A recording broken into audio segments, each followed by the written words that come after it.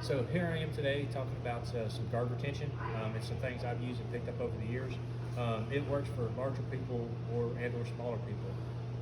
Now this is just my opinion. It doesn't reflect anything that anybody's ever taught me. Well, it does reflect everything everybody's taught me, and I've picked up from different people over the years from all the coaches I've had and trained with. The biggest thing is like when you're playing guard, you don't overexert your legs. Like when I lock my guard, I don't use my legs solely my legs. You know, I have to keep them off balance. I have to keep them moving. I don't let them establish any grips. I don't let them keep their posture. You know, and first and foremost, I don't let them open my legs, because if I let them open my legs, now they've initiated the guard pass. So now they're in control of the situation. Where now, if I'm here and I'm grappling and now I open my legs, now I chose to open my guard. Okay, so now I'm playing an open guard instead of a closed guard. Okay, the next thing is like posture's key, right? If they can stay, you know, spine straight, head over hips in complete alignment, that means that they're going to be strong. They'll be able to create a strong frame, right? That's one of the first steps actually in them passing the guard. So I've got to deal with that, right? Their hands on my hips, I have to deal with that. That's a part of them posturing and framing again. I've got to get their head down. If they look down, you know, if their head physically looks down at you or towards the mat, that's weaker because the spine's now not in alignment, right? It's bent. I can utilize that. I can capitalize on it. I can grab high on the lapel. I can sit up and hook the head, pull them down, because now it's going to be easier for me to start to pull them down. When you start to break their posture, you know, you don't just use your legs or your arms. I use my legs too. So if I start to bring him down, I bring my knees to my chest, okay? I'm not just relying solely on the strength of my arms or my legs. I have to use them together, okay? Getting the grip off the hips, you know, because to pass a guard, usually you got to control the hips. If the hips are mobile or moving, you know, and constantly moving, it's going to be harder for them to pass your guard unless you open your guard. And then now they didn't initiate the pass, you initiated the open guard, okay? So some real quick tips. For one, if I'm here in my closed guard, right, and I want to break this, right, initially, this starts the posture being broken down. There's one or two things I like to do personally. It's either 2-on-1. If I do 2-on-1, I make a nice hook grip in the sleeve. I'm going to raise my hips off the mat. So when I raise my hips off the mat, what that does is it engages my core, one, okay? Two, if I pull here, it's like pulling against a doorstop, right? His hand's just constantly being pulled into my hips. So I'm going to raise my hips, so now it's more like a slide. So when I pull, it goes across my body. Pop. Now I'm here, when I go to pop back down, look, I'm going to bring my knees to my chest, and I'm going to bring this down. See how that breaks his posture? Now I can get a grip in the lapel. Boom. And I've got good control here, okay? Now I can get my hips out. Now I'm off to the side.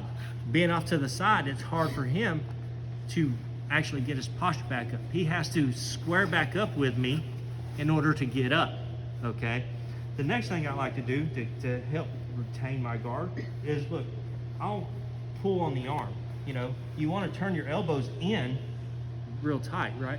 So how I combat that is I sit up just enough to where I can hook the elbow and I'll fish through. I'll get two hands on the elbow and I'll rake it to the outside.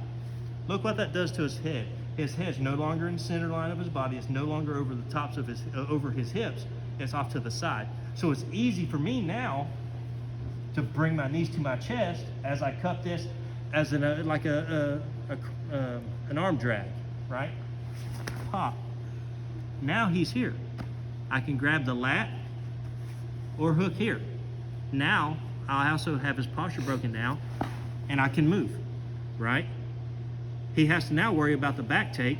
There again, squaring back up on my body, boom, boom, boom, and then working his way back up, right?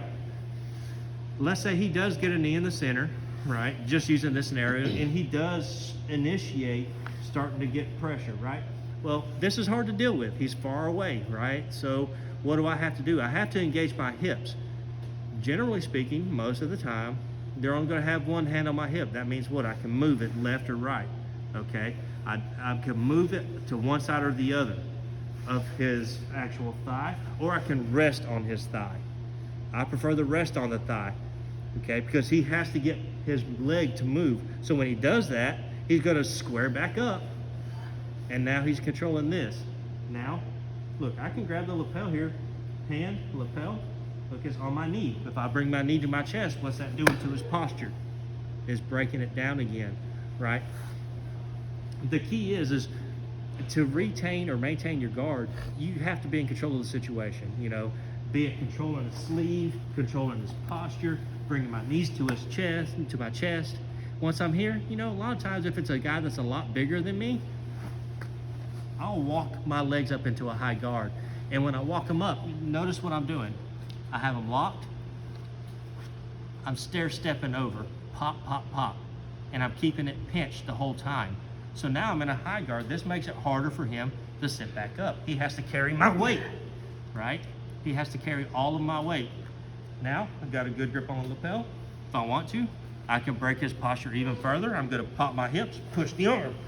Now, he's twisted. He's not as strong here. He also has to, once again, he's got to square back up and start walking back up to start initiating guard breaks or passes. As long as his spine is straight, he's strong. You know, even if he's down low, pressure on the hips here, right? Trying to pass this way. You know, his spine's in alignment, right? When I'm in this situation and they're trying to break my guard, I just walk it above their hips.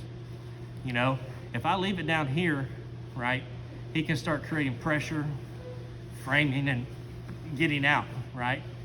But if he gets low, blocks my hips, right, whatever. Look, I can do the same thing.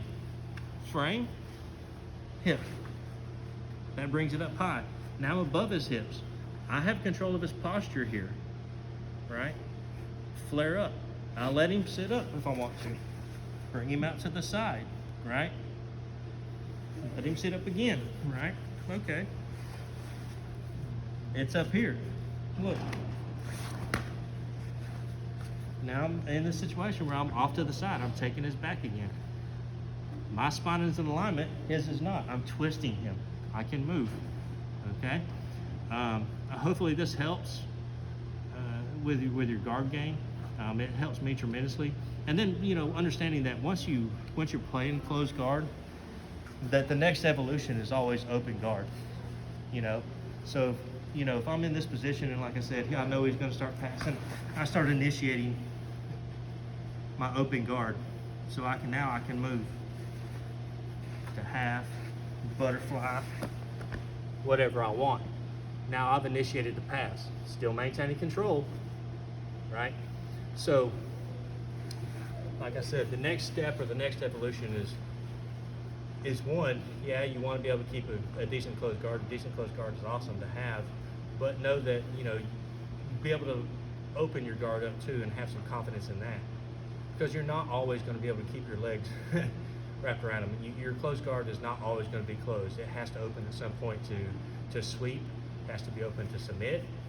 You know, for most things other than like lapel chokes or cross chokes or anything like that. But I mean, you have to get your hips out, and most of the time to do that, you have to open your legs. Okay, don't let them do that. Be in control of that situation. All right.